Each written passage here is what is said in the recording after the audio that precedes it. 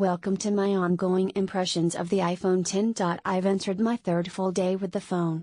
Day 2 was mostly a blur of media hits, after a nearly sleepless night. Everything you're reading here is new as of the afternoon of Wednesday, November 1st. I'm a pretty quick adopter of weird, new tech. The iPhone X isn't even that weird, it's really an evolved iPhone, with a sharp design and some new ways to use it. But I found, sure enough, that my first day with Apple's top-end phone was a learning process. Face ID and its login process. All the new swipes and gestures and button presses. Learning to accept the notch in the screen. I kinda like the flicking now. The swipe up move to replace the home button is growing on me. Weird but true. I realized, it's a bit like flicking away apps after you're done with them. It's oddly satisfying. It's more like, I'm done with that, then get me back home.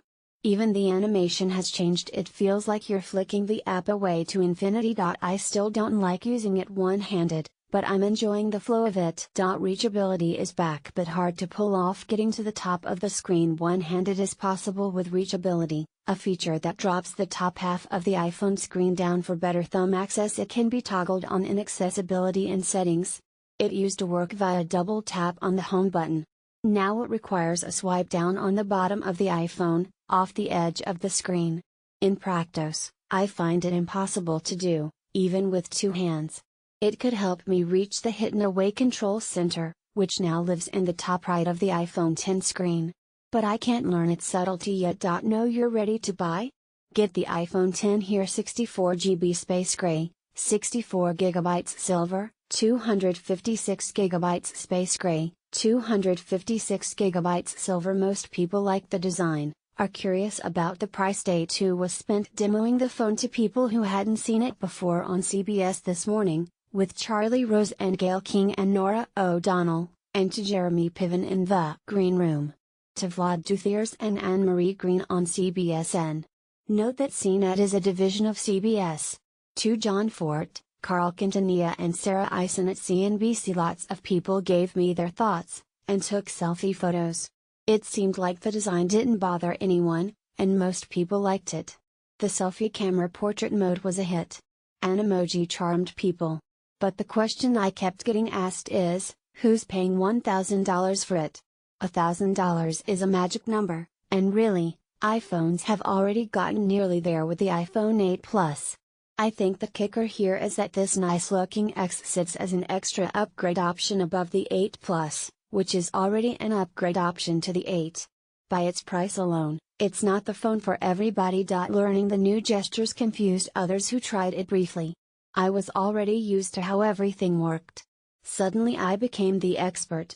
I realized I had the hang of it. Great camera. When you learn the tricks. I went trick-or-treating with my kids, taking photos in the twilight with the iPhone X telephoto lens. Then I finally had a real night's sleep. But I enjoyed the telephoto camera's new optical image stabilization. I still had moments of blur, but it seemed to me that, at last, 2x zoom photos looked as good as the wide-angle ones. Zoom feels more powerful as a result. And I've gotten a kick out of the selfie shots. I learned that the portrait mode on the selfie camera tends to favor one person and keep them in focus, but if you stay close together, it'll help keep two people in focus at once. Or, you can choose to not have portrait mode on at all. Also, selfie portrait mode doesn't work with backgrounds that are too far in the distance. It needs something in middle distance, generally, in my experience. Otherwise it'll just default to a regular selfie photo. Yeah, I know flash is better, but I still never use flash. OLED is so much better in the dark. I woke up to the glow of the iPhone X next to me. I picked it up in the darkness and suddenly realized, oh, yeah, OLED. I've used plenty of OLED phones before, Samsung's lineup in particular, including the Galaxy Note 8. I first thought the iPhone 8 Plus display, casually viewed, was sometimes similarly good looking to the iPhone X, but in dimmer conditions X definitely edges it out for a more vivid experience. The keyboard feels like a lost opportunity. I hadn't typed much on the iPhone X in my first hours with it. Then I started taking notes. I saw what others were commenting on. The keyboard has a lot of empty space underneath its virtual keys. What's going on? The X keyboard pops up in a part of the phone similar to where it is on the iPhone 8 and 8 Plus. It fits my thumbs. The keys feel narrower than the 8 Plus, because the display isn't as wide. It feels fine. But the large amount of display area underneath, easily enough for another set of keys or functions, seems odd. An emoji and dictation button are put down there, but why not anything?